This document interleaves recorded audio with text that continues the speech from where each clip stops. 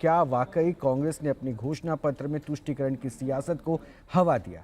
क्या वाकई ऐसा दिखाने की कोशिश की गई है कि कांग्रेस की सरकार बनती है तो उसके बाद बहुसंख्यकों की जो संपत्ति है उसमें भी हिस्सा बांट दिया जाएगा? क्या ये दिखाने की कोशिश है? क्योंकि माइक पर जब अब नेता आ रहे हैं तो यही बताने की कोशिश कर रहे हैं कि कांग्रेस ने अपने मैनिफेस्टो में ये बातें रखी है, अपने घोषणा पत्र में ये जताने की कोशिश की है। बिना देर के अपने मेहमानों से मिलते हैं, उसके बाद सीधा सवाल जवाब की शुरुआत करते हैं। हमारे से जो मेहमान जुड़ रहे हैं स्टूडियो से, तहसीन पूनावाला है, पॉलिटिकल एनालिस्ट हैं, साथ ही साथ हमारे साथ अनुराग भदौरिया है, समाजवादी पार्टी के प्रवक्ता है, स्टूडियो से जुड़ रहे हैं, और कौशल कांत मिश्रा है, बीजेपी के प्रवक्ता हैं, और राहुल देव जी हैं, वरिष्ठ पत्रकार है। बहुत बहुत स्वागत है आप तमाम मेहमानों का। शुरुआत सबसे पहले मैं तहसीन आप ही के साथ करूंगा, उसके बाद बीजेपी के पास चलूंगा। क्या ये घोषणा पत्र में जो कुछ पॉइंट्स हैं उन पॉइंट्स को आप नकार देंगे? देखिए, कुछ पॉइंट्स में जैसे मैं आपको बताता हूं, जिसको शुरुआत में मुस्लिम लीग से जोड़ा गया, Congress will ensure minorities have personal laws, there is no place for majority, बहुसंख्यक के लिए भारत में कोई जगह नहीं होगी। तीसरा point, we will ensure scholarship for the Muslim student to the study abroad. क्यों मुस्लिम स्टडी? अगर ये शब्द मुस्लिम को जोड़कर बीजेपी अगर सवाल पूछ रही तो शब्द मुस्लिम क्यों? उनको करते हैं ना जो पिछड़े हैं।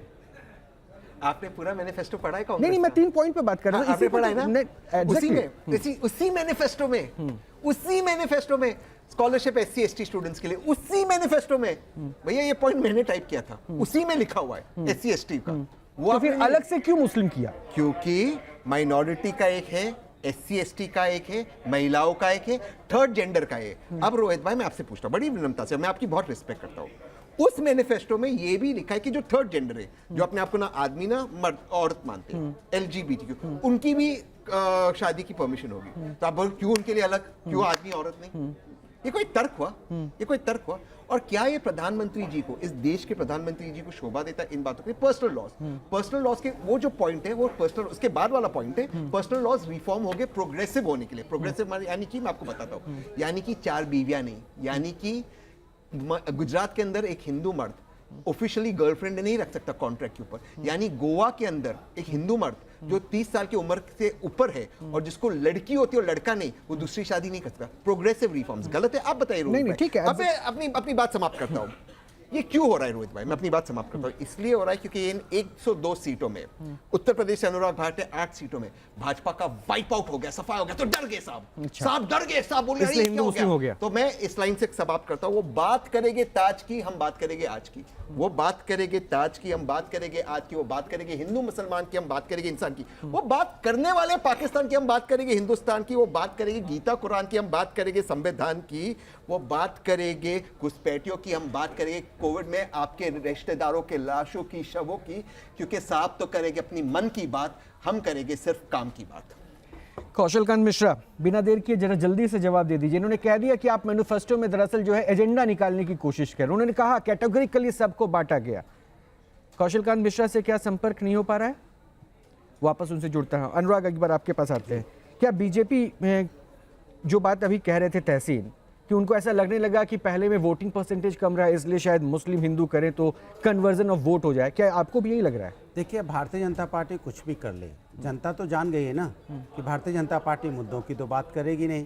क्योंकि वो जो वोट परसेंटेज आया है, जो वोटिंग पैटर्न आया है, जो अभी उत्तर प्रदेश के, पश्चिमी उत्तर प्रदेश में चुनाव हुआ, पूरे 102 सीटों पे जो चुनाव हुआ, उसमें भारतीय जनता पार्टी बुरी तरह हार रही है। बहुत कोशिश की इन्होंने, बहुत मनाने की भी कोशिश की, जिस तरह से उन्होंने हर वर्ग के व्यक्तियों को नाराज किया है। अब कोई वर्ग भारतीय जनता पार्टी के साथ नहीं है, इसलिए उन्हें लगता है कि थोड़ी अंग्रेजों वाली आदत अपनाई जाए, डिवाइड एंड रूल किया जाए, शायद इससे हमें कोई फायदा हो जाए। लेकिन अब जनता ने मन बना लिया है। जब आपको जनता की बात करनी थी तब तो आप जनता की बात नहीं कर रहे थे, तब तो आप अपनी बात कर रहे थे। अब जनता अपनी बात करना चाहती है और जनता अपने मन की बात कर रही है और जनता अपने मन से वोट दे रही है। आप कितना भी जोर लगा दीजिए, जनता के मन को अब आप नहीं भटका पाओगे, क्योंकि जनता जो होती है जनार्दन होती है। जनता ने ही आपको चुना था।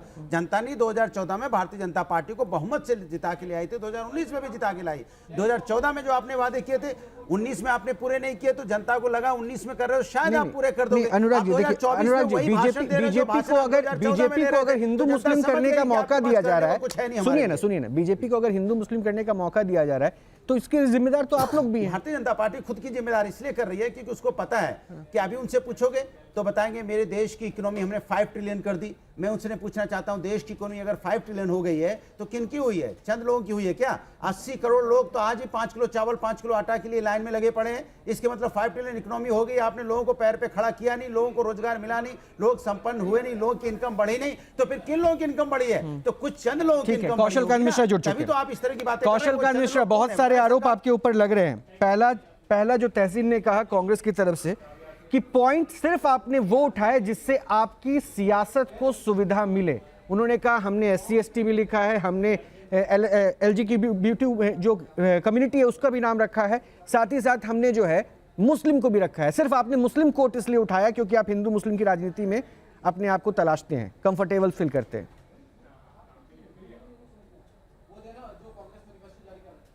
कौशल जी से लगता है फिर से संपर्क टूट गया है। राहुल सर, एक बार जरा आता हूं, मैं जरा इस पहलू को समझूंगा क्योंकि बीजेपी का जवाब बहुत जरूरी है ताकि मैं डिबेट के अगले पक्ष पे जा सकूं। लेकिन जो चल रहा है वो क्या समझ में आ रहा है सर?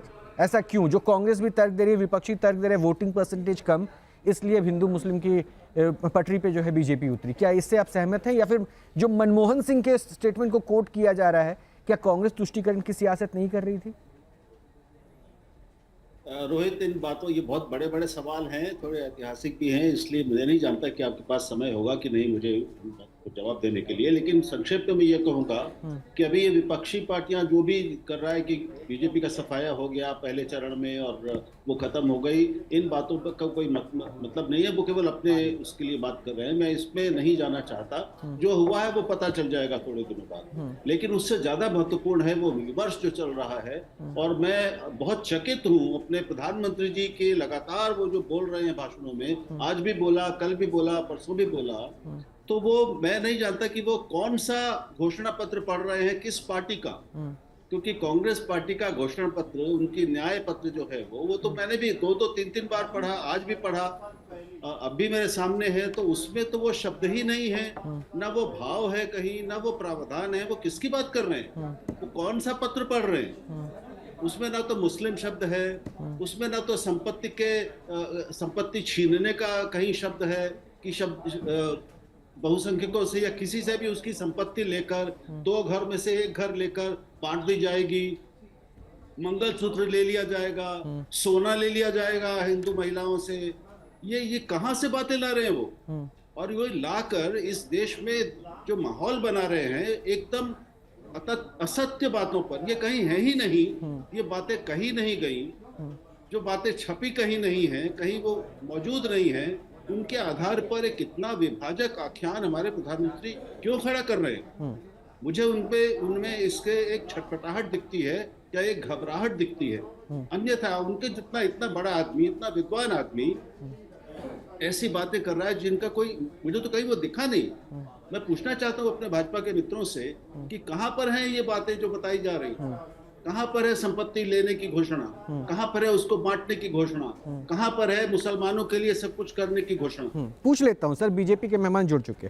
कौशल जी, आपने कांग्रेस की प्रतिक्रिया सुनी या नहीं सुनी? आपने अनुराग जी की प्रतिक्रिया सुनी? मुझे लगता है राहुल जी के इस कमेंट को आपने सुन लिया। सर, कहां से घोषणा पत्र पढ़ रहे हैं? राहुल जी ये सवाल पूछ रहे हैं, वो खुद पढ़ रहे हैं, उसमें कहीं भी ऐसा लिखा ही नहीं है संपत्ति को छीनने की बात, कहीं मुस्लिम शब्द नहीं है, फिर प्रधानमंत्री बार बार कोट कर रहे हैं। ठीक है, आपको पता है माइनॉरिटी का मतलब मुस्लिम है, तो नहीं सर, ये ऐसा नहीं है, पढ़ के सुनाई वो ऐसा नहीं है, ऐसा नहीं है, ये इससे मैं इत्तेफाक नहीं रखता। नहीं, एक सेकंड कौशल जी, पहले मैं ये क्लियर कर दूं, माइनॉरिटी डजंट मीन कि आप सिर्फ मुस्लिम हो, उसमें सिख कम्युनिटी भी आते हैं। बोल, एंकर बोल रहे हैं। ना, biggest minority is Muslim. 17% sir, मुस्लिम शब्द कहां लिखा है ये पूछा जा रहा है। Minority is Muslim. बहुत सारे सवाल है, मैं पेज नंबर बता रहा हूं ना आपको, कांग्रेस के मैनिफेस्टो का पेज नंबर 28 पॉइंट नंबर 21 क्या लिखता है? वो लिखता है we will address the growing inequality of wealth and income through suitable changes in politics. ये लिखा हुआ है, पेज नंबर है 28, पॉइंट नंबर 21 ये लिखा हुआ है। इसका मतलब क्या हुआ? इसका मतलब, हाँ, इसका मतलब हिंदी में, हिंदी में बताओ, हिंदी में। We will address the growing inequality। उसका मतलब ये है कि देश, हाँ हिंदी में बता रहे हैं, इस देश में जो इनइक्वालिटी बढ़ती हुई नजर आ रही है, उस इनइक्वालिटी को बराबर करेंगे।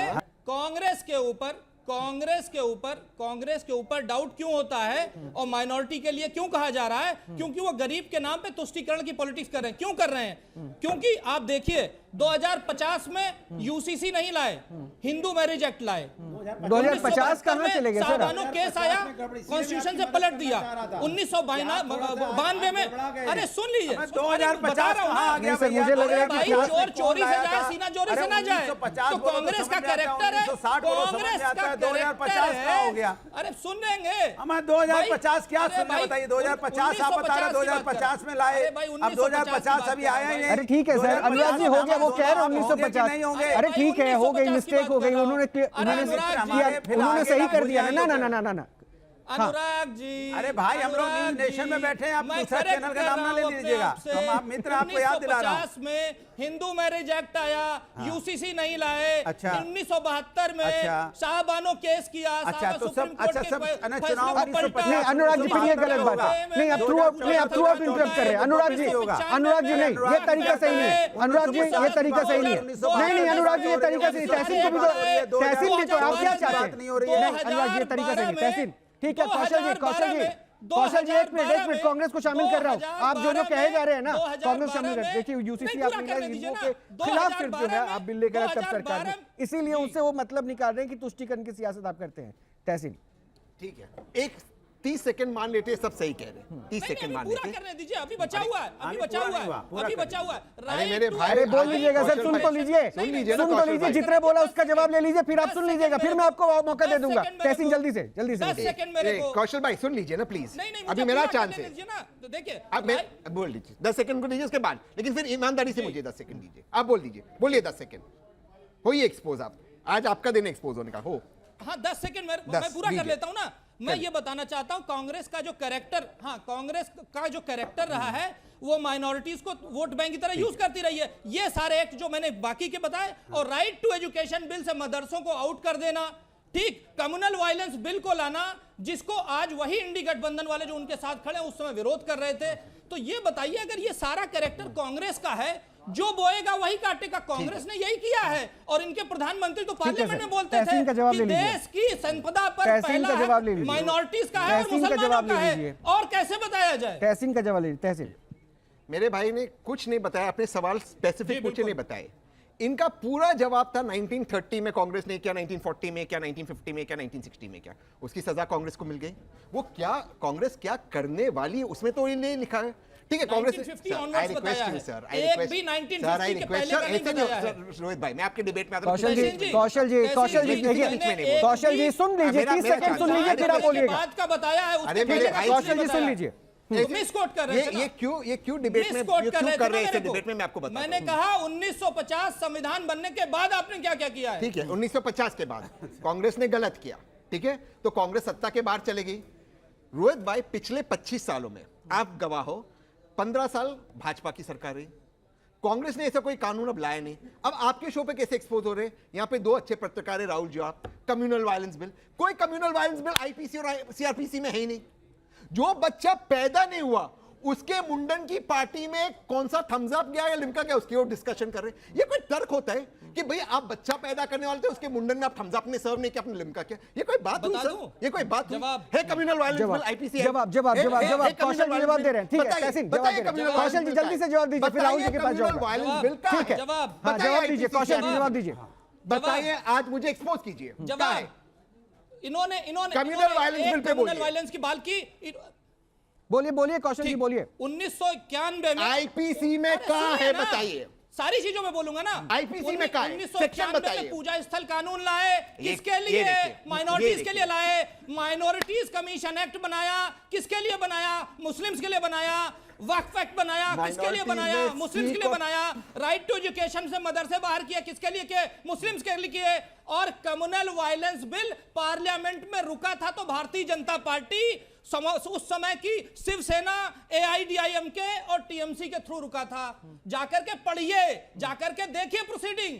केवल यहां पर आकर के उस बिल की बात करना, लाने की कोशिश की ना, ला नहीं पाए क्योंकि भारतीय जनता पार्टी खड़ी थी वहां पर। अगर वो नहीं होती तो वो आ जाता। ठीक है, और मैं एक पॉइंट है, उसके बाद राहुल सर के पास में चलूंगा। जरा मुझे इतना बता दीजिए, क्या 2005 में जब सच्चर कमेटी बनी मुसलमानों की आर्थिक स्थिति को जानने के लिए, उसके रिपोर्ट के बाद जब मनमोहन सिंह पहुंचते हैं, नवंबर का वो महीना था और नवंबर के महीने में पहुंचते हैं नेशनल माइनॉरिटी कमीशन के, और वहां पर बोलते हैं कि सरकारी नौकरियों में भी मुसलमानों की उपयोगिता, उनके योगदान को बढ़ावा देना होगा, प्राथमिकता देना होगा, प्रायोरिटी लिस्ट पे लानी होगी। तो क्या ऐसे शब्दों को कोट करके ये नहीं लगता है कि माइनॉरिटीज में उन्होंने डिफरेंशिएशन खुद लाया?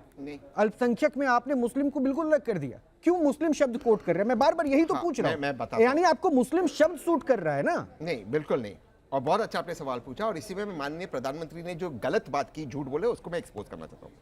मैं प्रधानमंत्री जी ने जो मनमोहन सिंह जी का स्पीच बता रहे थे, जो अनुराग भाई भी बताने की कोशिश कर रहे थे, प्रधानमंत्री जी पहली बात तो जो वर्तमान प्रधानमंत्री मनमोहन सिंह जी के बारे में बोलते, मिसकोट करते, कहते पहला अधिकार मुसलमानों का है। प्रधानमंत्री के शब्द है अधिकार। मनमोहन सिंह जी ने अधिकार शब्द का प्रयोग नहीं किया था, क्लेम कहा था माइनॉरिटीज, जिसमें SC, ST, OBC, women, children and Muslims, ये प्रधानमंत्री का पूरा शब्द है। अब आते हैं कि सच्चर कमेटी रिपोर्ट में, सच्चर कमेटी रिपोर्ट का आधार क्या था? उसका आधार था कि जो मुसलमान को मेन स्ट्रीम में लाना है। अनुराग भाई, आप चाहते हो ना कि मुसलमान मेन स्ट्रीम में आए? अनुराग भाई चाहते हैं, आप भी चाहते हो, रोहित भाई। तो मुसलमान को गवर्नमेंट नौकरी में, क्योंकि उनका अंडर रिप्रेजेंटेशन था, आना चाहिए। यही रिपोर्ट गाडगिल रिपोर्ट है SC के लिए। वो SC की गाडगिल रिपोर्ट क्यों कोट नहीं करते? इनको बताओ, गाडगिल रिपोर्ट के 4 पेज 4 लाइन बता दे। गाडगिल रिपोर्ट SC के ऊपर भी निकली है, वही उनके रिप्रेजेंटेशन के लिए वही रिपोर्ट निकली है। क्यों नहीं? उसको क्यों कोट नहीं करते? राहुल जी, सच्चर कमेटी कोट करेंगे, गाडगिल रिपोर्ट क्यों कोट नहीं राहुल करेंगे? क्योंकि इनकी नियत में खोट है। एक सेकंड तहसीन, राहुल जी जो तहसीन कर रहे हैं, क्या आपको लगता है कि बिल्कुल आप उस पर आंख बंद करके रिलाई कर ले? क्योंकि हमने वो कोट देखा ना जहां पे मुस्लिम शब्द का इस्तेमाल किया, हालांकि बीजेपी वाले माइनॉरिटीज का मतलब ही मुस्लिम बता दे रहे हैं, लेकिन मुझे तो उसी पे आपत्ति है कि अगर माइनॉरिटी कर रहे हैं तो माइनॉरिटी में तो सारे हो गए ना, सिख कम्युनिटी भी हो गई, क्रिश्चियन कम्युनिटी भी हो गई। मैं नहीं जानता रोहित कि आप किस दस्तावेज की बात कर रहे हैं, क्योंकि जो मैंने पढ़ा है, जो कांग्रेस मैनिफेस्टो में अल्पसंख्यकों के लिए जो 9 बिंदु हैं, उनमें मुस्लिम शब्द नहीं है। ठीक है, उसमें अल्पसंख्यक है। दूसरी बात कि ये वो सरकार और वो पार्टी के लोग बोल रहे हैं, वो पार्टी कह रही है जिसको 543 सीटों में इतने बड़े देश में एक भी मुस्लिम उम्मीदवार इस योग्य नहीं मिला कि वो उनका टिकट पा सके। तो उनका जो उनकी जो दृष्टि है वो तो जाहिर है, प्रधानमंत्री जी केवल उसको बढ़ा रहे हैं। अब ये बताइए कि कांग्रेस ने मुस्लिम तुष्टीकरण जिसको कहती है बीजेपी, कांग्रेस ने बहुत सारी गलतियां की हैं। कांग्रेस ने जिस तरह के तथाकथित सेकुलरवाद का पालन किया अपने लंबे इतिहास में, उससे बहुत नुकसान हुआ है। शाहबानों पर कांग्रेस ने, उनकी सरकार ने जो किया वो बहुत गलत था, और उसको हमारी उसी सुप्रीम कोर्ट ने ठीक किया जिससे ये लड़ते रहते हैं दिन रात। तो कांग्रेस ने कोई गलतियां नहीं की हैं, मुझे कांग्रेस से कोई मतलब नहीं है। लेकिन सवाल ये है कि अभी हम जिस चुनाव में हैं, जिस घोषणा पत्र के आधार पर प्रधानमंत्री जी और बीजेपी कांग्रेस को इतनी सब बातें कह रहे हैं, उसमें ये बातें कहाँ हैं? अभी जो उन्होंने 21वां जो पढ़ के सुनाया, उसमें क्या दिया है कि जो बढ़ती हुई असमानता को दूर करने के लिए, और किसकी संपत्ति और आय की बढ़ती असमानता को दूर करने के लिए यही तो बात है राहुल सर, यही तो समझना भी चाह रहा था ना मैं